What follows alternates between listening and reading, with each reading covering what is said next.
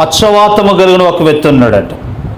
ఆ వ్యక్తికి అంటండి 4 స్నేహితులు ఉన్నారట.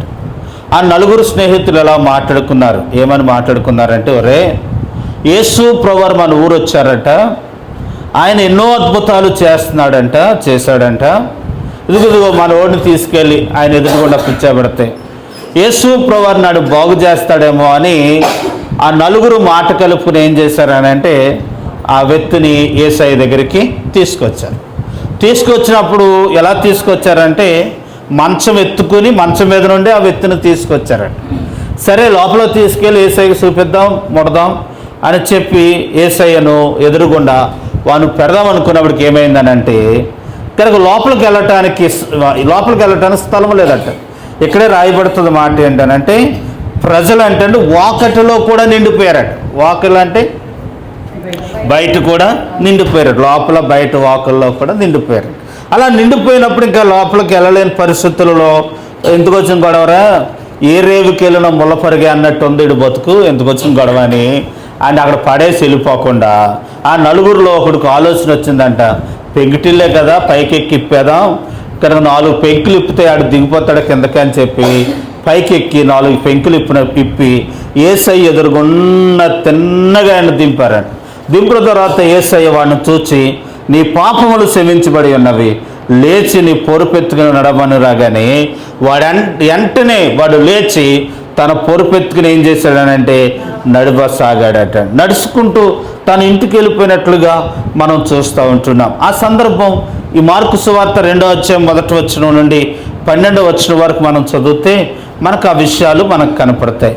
కనుక ఈ వాక్య భాగంలో మీతో నేను చెప్పాలనుకున్న విషయం ఏంటనంటే యేసు ప్రభువారు కపెర్నహూములోకి వచ్చినట్టుగానే యేసు ప్రభువారు తన ప్రేమను బట్టి తన జాలును బట్టి నశించిన వారిని రక్షించటానికి 2025 సంవత్సరాలు 26 సంవత్సరాల పూర్వమే మానవుడికి ఈ లోకానికి దిగొచ్చాడు. యేసయ్య కంటండి కనుక ఏది చెడిపోయినా ఏది ఎలాగున్నా కానీ పెద్ద బాధ ఉండదు. కానీ యేసు ప్రభువారికి బాధ ఎక్కడొస్తుందని అంటే ఎవరైనా నశించిపోతున్నారని అంటే ఆయన అసలు తట్టుకోలేడు. అనారోగ్యంతో కానివ్వండి, లేకపోతే పాపిష్ట పనుల చేత కానివ్వండి, మనుషుడు దేనికొత్తే బానిసైపోయి సతమతమవుతున్నాడో ఆ విషయంలో చెడిపోయిన వాడంటే దేవునికి అస్సలే ఇష్టం ఉండదు.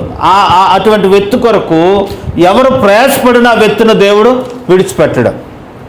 నేను మస్కట్ దేశంలో ఒక కండిషన్ చూశానండి.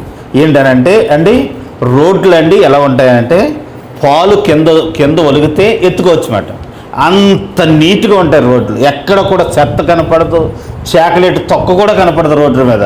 చాలా నీట్గా ఉంటుంది, చాలా నీట్. ఎవరైనా పోలీసులు ఉంటారంటే ఎవరు పోలీసులు ఉండరు, కాపలకారులు ఎవరు ఉండరు.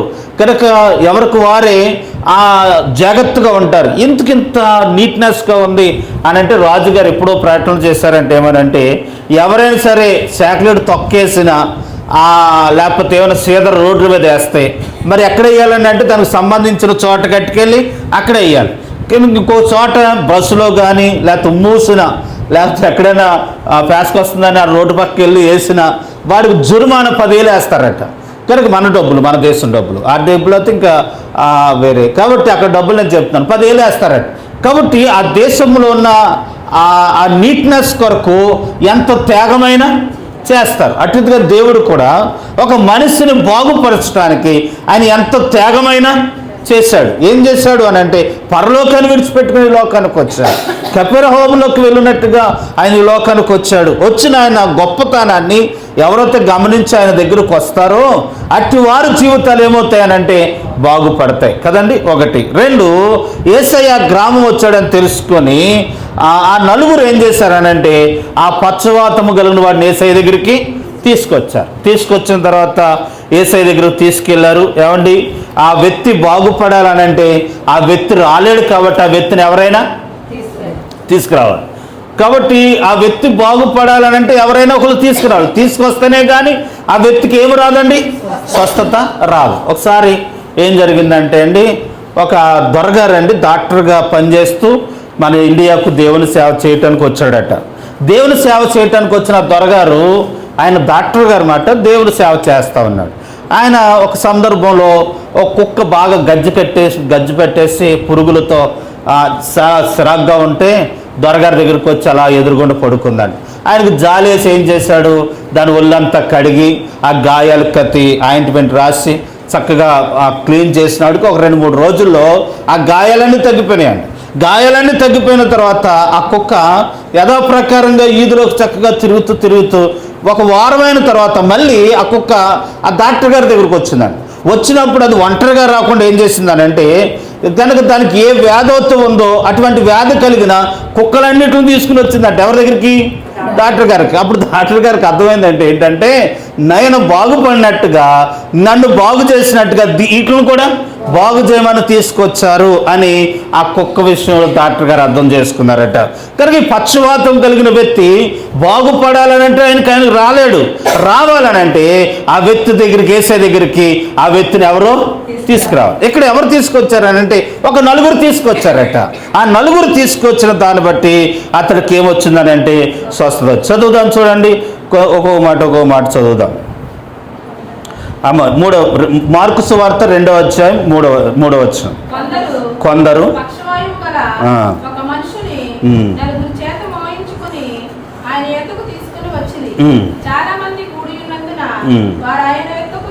చాలా మంది కూడి ఉన్నందున ఆయన యొద్దకు చేరలేక ఆయన ఉన్న చోటికి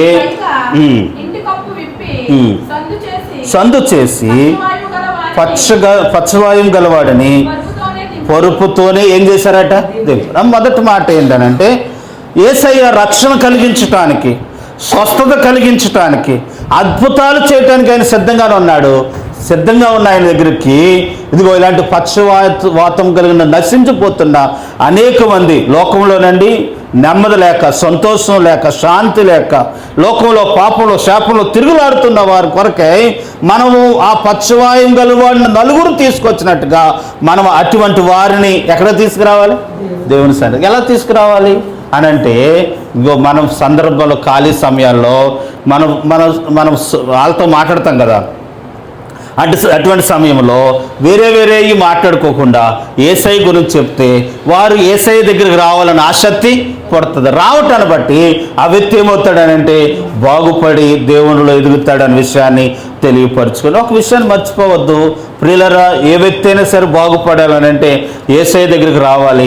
ఆ యేసయ్య దగ్గరికి ఆ వ్యక్తి రాగలనట్లుగా మనమే ఆ 4 వలె మనం మార్గదర్శకులుగా ఉండాలనే విషయాన్ని మీకు తెలియపరచుకుంటున్నాను. 1. 2 ఏంటనంటే, యేసయ్య దగ్గరికి తీసుకువచ్చినవాడికి తీసుకోదాంలే, ఆయన బయట మడత వేసుకుని కూర్చున్నాడు, అక్కడ కూర్చోబెడితే ముట్టి స్వస్థపడతాడు అనుకున్నారు. కానీ అక్కడికి వచ్చిన తర్వాత ఆ ఆలోచనలను తారుమారైనాయి. ఆలోచన ఏంటనంటే, తారుమారు ఏమైందంటే, విస్తారమైన ప్రజలు నిండిపోయారు కనుక ఇంకా లోపలికి వెళ్ళటానికి వీలు లేదు కనుక ఇంకొకరితో ఏం చేస్తారంటే, ఎందుకు వచ్చిన గొడవలని అక్కడ పడేసి వెళ్ళిపోతారు. కానీ వాళ్ళు అలా చేయలేదు. ఆటంకం వచ్చినాను ఇల్లు ఎక్కారట. ఇల్లు ఎక్కి ఆ కిటికీలు ఇప్పి, ఇల్లు ఎక్కి ఆ పెంకులు ఇప్పి యేసయ్య ఎదురుగుండా ఆ వ్యక్తిని దించినట్లుగా మనం చూస్తూ ఉన్నాం. నిజమే, యేసయ్య దగ్గరికి రావటానికండి ఎన్నో ఆటంకాలు సాతాను గడిపెడతాడు. మనము కడింపల్లో మందిరానికి స్థలం పొందామని చాలా ప్రయత్నాలు చేస్తూ ఉన్నాం. మందిరం కొరకు స్థలం కొందామని ప్రయత్నాలు చేస్తున్న ప్రయత్నాల్లో ఎన్నో ఆటంకాలు వస్తున్నాయి, ఎన్నో గలిబిళ్ళు వస్తున్నాయి. కనుక ఈ గలిబిల్లో చాలా ప్రార్థన చేయండి. దేవుడు మనకి అక్కడ ఒక 2 సెంట్లైన స్థలము కావాలి. కనుక గలిబిళ్ళు వచ్చినప్పుడు అప్పుడు నేను మా అమ్మ మాట్లాడుకుంటూ వస్తా అన్నాను. మాట్లాడుకుంటూ ఏమనుకున్నామని అంటే, మందిరం అంటే అందరూ కట్టేయలేరు, అందరి వల్ల అవ్వదు. మందిరము గురించి బైబిల్ ఏం చెప్తున్నానంటే, పరలోకానికి వెళ్ళే గవిని అంటే గుమ్మం అంట. అంటే పరలోకానికి వెళ్ళే తోవ ఏదది? మందిరం. అంటే మందిరం అక్కడ ఏర్పాటైందనంటే అక్కడ ఉన్న వ్యక్తులు అనేక మంది ఏమవుతారు? ఆ మందిరంలోకి రావటాన్ని బట్టి పరలోకానికి వెళతారని సాతానుగాడు ఆ మందిరము ద్వారాన్ని ఇప్పుడు ఏం చేస్తున్నాడు? మూసేస్తామని. అప్పుడు నేను అనుకున్నాను, ఈ మందిరం కట్టడం అమ్మ అది దేవుడు చేయాలి, దీని విషయంలో ఎంతో ప్రయాసపడాలి, ఎంతో ప్రార్థన చేస్తానే కానీ ఆ కార్యం దేవుడు దేవుడు ఆ కార్యాన్ని త్వరగా మన విషయంలో చేయాలని ప్రార్థన చేయాలి. కనుక పరలోకము గవిని అక్కడ ఏర్పాటు అవుతుందని అనేక మంది మారిపోతారని సాతానుగాడు వాడి ప్రయత్నము వాడు చేస్తాడు. దాన్ని జయించాలని అంటే ఎన్నో కష్టాలు వస్తాయి, ఎన్నో బాధలు వస్తాయి. బాధలు వచ్చినప్పుడు మనం వాటి కొరకు మనం ఏమై ఉండాలని అంటే ఎక్కువగా ప్రార్థన చేయాలి. నిజమే, ఒక వ్యక్తి బాగుపరచాలని మనం అనుకుంటున్నప్పుడు, ఒక వ్యక్తి కొరకు మనం ప్రార్థన చేయటం మొదలు పెట్టినప్పుడు, మీరు కూడా చూడండి, వ్యక్తిగతంగా ప్రార్థన చేసుకుందాం అనుకున్నవాడికి అప్పుడే టింగ్ అని మోగుతుంది ఫోను. కనుక మొదలెడతాం, ఆ టింగ్ అనేది చూసి వదిలేస్తామా, అక్కడి నుంచి గెంటుతా ఉంటాం. అది అయిపోయిన తర్వాత మళ్ళీ ఎవరో ఫోన్ చేస్తారు. అది అయిన తర్వాత మళ్ళీ ఇంకో వంట టైం అవుతుంది, ఇంకోటి మొత్తం మోకరించిన పని మర్చిపోతాం. సాతానండి మనం ఎప్పుడైతే బాగుపడాలని ప్రయత్నాలు చేస్తామో అప్పుడే వాడు ఆటంకపరుస్తాడు. ఈ వ్యక్తి కూడా, ఈ పక్షవాతం కలిగిన వాడు బాగుపడాలని నలుగురు తీసుకొచ్చినప్పుడు వారికి ఆటంకాలు వచ్చినాయి, కానీ ఆటంకాలు అధిగమించి యేసయ్య దగ్గరికి వారిని తీసుకువెళ్ళాడు. ఈరోజు మనము కూడా ఇదిగోండి 7గురుగా ఏర్పాటు చేయబడిన మీ విషయంలో కూడా ఎన్నో ఆటంకాలు వస్తాయి, ఎన్నో అడ్డంకులు వస్తాయి, ఎన్నో నిందలు వస్తాయి. కానీ వాటన్నింటినీ కుంగిపోకుండా దేవునిలో సాగే వారంగా ఉండాలి. ఎందుకనంటే మన ప్రార్థన ద్వారా ఇదిగో పక్షవాతము గలవాడు బాగుపడినట్టుగా, ఇదిగో పక్షవాయువు గలవాడు తిరిగి బాగుపడి లోకములో తిరిగినట్టుగా, లోకములో దేవుని కొరకు జీవించినట్టుగా అనేక మంది కుటుంబాల కొరకు ప్రార్థించవలసిన వారమై ఉంటున్నాం. ప్రారంభంలో ఉన్నాం. ఎంతో పని దేవుడు మనకి ఇవ్వబోతున్నాడు, ఎంతో భారాన్ని దేవుడు మనకి ఇవ్వబోతున్నాడు. ఆ పనిలోనే దేవుడు గౌరవం కూడా ఇవ్వస్తాడు. కాబట్టి దేవుడి పని మనం చేస్తూ ఉత్తనే పోదు, దానికి తగ్గ గౌరవను ఆస్వాదాన్ని దేవుడు మనకి ఇస్తాడనే విషయాన్ని మీకు తెలియపరుచుకుంటున్నాను. కాబట్టి ప్రియులారా, ఈరోజు రాత్రి వింటున్న మీతో చెప్తున్న మాట ఏంటంటే, ఆ పక్షవాయు వాడి కొరకు నలుగురు ప్రయాసపడినట్టుగా మనము కూడా దేవుని సన్నిధానంలో ప్రయాసపడే వారంగా, ప్రార్థించే వారంగా ఉండాలని. ఇది ఇలా చేయటం వల్ల దేవునికి ఇష్టం. మళ్ళీ ఇందాక మాట చెప్తూ ముందుకు వచ్చేసాను. చూడండి, మస్కట్ దేశంలో ఎవరైనా చెత్త వేస్తే, ఎవరైనా ఇంప్రవేషన్ వేస్తే వారికి బహుమతి ఇస్తారట. వాడికి 10 ఏళ్ళు జుర్మానా వేస్తారు చెత్త వేసినోడికి, ఆడి దగ్గర ఇచ్చుకుని చెప్పునోడికి ఇస్తారట. కనుక చెప్పునోడికి ఎందుకు ఇచ్చారనంటే ఆ ఇన్ఫర్మేషన్ అందించినందుకు. అట్టిది కానీ మనం ఇతరుల కొరకు ప్రార్థించినప్పుడు, ఇతరుల కొరకు ఎవరి కొరకైతే ప్రార్థించామో వారు మేలు పొందుతారట, మనమును మేలు పొందుతాం అనే విషయాన్ని మీకు తెలియపరుచుకుంటున్నాను. దేవునామమున మహిమ కలుగును గాక. చెప్పానో లేదు, ఇదివరకు 7 ఆవులు అడవిలో మేత మేస్తూ ఉండేయంట. చాలా ఐక్యతగా, చాలా సంతోషంగా ఆవులు మేత మేస్తూ ఉంటుంటే ఓ రోజు సింహం చూసి దాన్ని పట్టుకుని తినేదామని పరిగెత్తుకుంటూ వెళ్ళి ఆ 7 ఆవుల మీద పడిందండి. పడినప్పటికీ ఆ 7 ఆవులు ఏం చేసినాయంటే మాట కలుపుకొని, రా ఎలా వస్తావు రావే అని చెప్పి వాటి కొమ్ములతో సింహాన్ని పొడిచేసినాయి. పొడిచేస్తే ఇంకా దాన్ని చంపేసేలాగా ఉన్నారని ఆ సింహం పారిపోయిందంట. పారిపోయిన తర్వాత కొన్ని రోజులకి మరలా అది బాగుపడి ఆరోగ్యం పొందుకుని సింహం వచ్చి 7 ఆవులు అక్కడ మేత వేస్తూ ఉంటే వాటి ఎదురుగుండా ఇలా మోకరించినట్టుగా కనపడుతూ వాటి వైపు నొట్టలు వేసుకుంటూ భలే ఉన్నాయి, ఒకటి దొరికితే బాగుంది అన్నట్టు చూస్తుంటున్న సమయంలో అక్కడికి నక్కొచ్చిందండి. ఎవరి దగ్గరికైనా సింహం దగ్గరికి. ఏమ్మా అమ్మగారు ఇలా ఉన్నారేంటి, డల్లగా ఉన్నారేంటి, బాధలో ఉన్నారేంటి అని అంటే, రే నక్కగా ఇదిగో ఆవుల్లో ఒక ఆవును తిందామనుకుంటున్నాను, ఏమో 7 కలిసి నా మీదకి వచ్చేస్తున్నాయి అని చెప్పి ఆ 7 ఆవులని నేను ఏమీ చేయలేకపోతున్నాను, పట్టుకోలేకపోతున్నాను అని చెప్తే ఆ నక్క అన్నాడు, మీరు భయపడకుండా నేను మాట చెప్తాను, నేను లైన్ చేసుకొస్తాను కదా అని వెళ్ళి 7 ఆవులకి ఏదో చెప్పొచ్చిందంట. ఎవరో ఈ చెప్పొచ్చి వచ్చిన తర్వాత 7 ఆవుల్లో ఒక ఆవుకి ఏదో చెప్పిందంట. ఏదో చెప్పిన సందర్భము 6 ఆవులు చూసి 7 ఆవులు కూడా కలిసి, ఒక ఆవుకు చెప్పింది 6 ఆవులు కలిసి అదే నీకేదో చెప్పింది ఏం చెప్పింది అని మొత్తానికి చిన్నగా ప్రారంభమైన గొడవ పెద్దగా అయిపోయిందంట. 7 ఆవులు ఏమైనానంటే విడిపోయింది. ఓ టిటు వెళ్ళిపోయిన తర్వాత రోజుకో దాన్ని పట్టుకొని చక్కగా అమర్చిపెట్టిన దానిలాగా ఒక్కొక్క ఆవును 7 ఆవులను తినేసిందండి. అలా తినేటానికి కారణం ఏంటనంటే 7 ఆవులకి ఐక్యతను ఏం చేసింది, పోగొట్టింది. ఈరోజు ప్రియులారా, ఒక వ్యక్తిని బాగు చేయటానికి, కుటుంబాలను బాగు చేయటానికి, కుటుంబ అభివృద్ధి కొరకు, సంఘ అభివృద్ధి కొరకు, అనేక మంది ప్రజల కొరకు, ఇదిగో పక్షవాయువు గలవాడు బాగు చేయటానికి 4 కంకరం కట్టుకున్నట్టుగా మీరు కంకరం కట్టుకున్న మీ ఐక్యతను చెడగొట్టడానికి సాతానుగాడు ఎన్నో ప్రయత్నాలు కాబట్టి ఎవరు ఏదో చెప్పినా ఆ ఉచ్చులో పడిపోకుండానట్లు జాగ్రత్త పడాలి. తర్వాత చదువుతాం, చూడండి, ముందుకు వెళ్ళిపోదాం. నేను ముగిస్తాను, త్వరగానే ముగిస్తాను. ప్రియులరా, తర్వాత 2వ అధ్యాయంలో మనం చదువుతే అండి ప్రియులరా, అక్కడ మనం గమనిస్తే 1 యేసయ్య దగ్గర తీసుకొచ్చారు, 2 ఆటంకం వచ్చిన తర్వాత ఆటంకం అధిగమించారండి. తర్వాత ఇంకో మాట ఏంటనంటే, యేసు వారి విశ్వాసమును చూచి, కుమారుడా నీ పాపములు ఏమైనాయి అంట. ఇప్పుడు చూడండి, యేసయ్య ఆ పక్షవాయువు గలవాడిని బాగు చేయటానికి కారణం ఏంటనంటే, అక్కడ చక్కని మాట చదువుకున్నాం కదండి, వారి విశ్వాసం చూసి. ఎవరి విశ్వాసం? యేసయ్య కంటండి తీయొద్దురండి. ఆహ్వాన సువార్తలు ఏమైనా ఉంటుందంటే ఎవరి గురించి చెప్పవసరం లేదట, ఆయనకి అందరి గురించి తెలుసు. ఇంకొక విషయం ఏంటనంటే, చెట్టు కిందున్న ఆదాము గురించి దేవునికి తెలుసు, చెట్టు పైనున్న జక్కి గురించి దేవునికి తెలుసాడు, చెట్టు కింద కూర్చున్న నతానేలు గురించి దేవునికి తెలుసాడు. నతానేల్ని యేసయ్య దగ్గరికి వస్తూ ఉంటున్నప్పుడు అంటాడు, నతానేలు, నువ్వు ఇశ్రాయేలులోనే నీ అంత వాడెవరునూ లేడు, నీ అంత మంచివాడు ఎవరు లేడు, కపటము లేనివాడు అని యేసయ్య. ఎలా తెలుసు ఆయనకి అని అంటే, ఆయనకి అందరి గురించి తెలుసు. కాబట్టి ప్రియులారా, యేసయ్య పక్షవాయువు గలవాడిని బాగు చేయటానికి వారి విశ్వాసాన్ని చూశాడు. వారి విశ్వాసం ఎవరికి తెలుసు? యేసయ్యకి తెలుసు. ఈరోజు ప్రియులారా, మీ విశ్వాసం దేవునికి తెలుసు.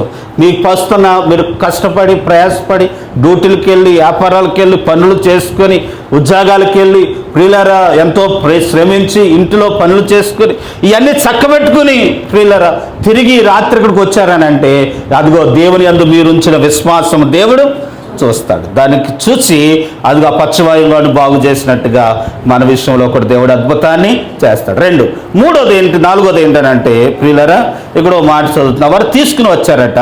తీసుకుని వచ్చిన తర్వాత యేసయ్య దగ్గర లోపలికి తీసుకెళ్దాం అనుకున్నప్పుడు ఆటంకం వచ్చిందంట. వచ్చినప్పుడు మొత్తాన్ని పెంకులిప్పి లోపలికి దింపిన తర్వాత యేసయ్య అన్నాడు, నీ పాపములు అంటే. చూడండి, ఇప్పుడు అనారోగ్యం వచ్చిందండి. అనారోగ్యం వచ్చిన వాడు, ఏదో క్యాన్సర్ వచ్చిందండి. క్యాన్సర్ వచ్చినవాడు యేసయ్య దగ్గరికి వచ్చాడండి, బాగుపడ్డాడండి.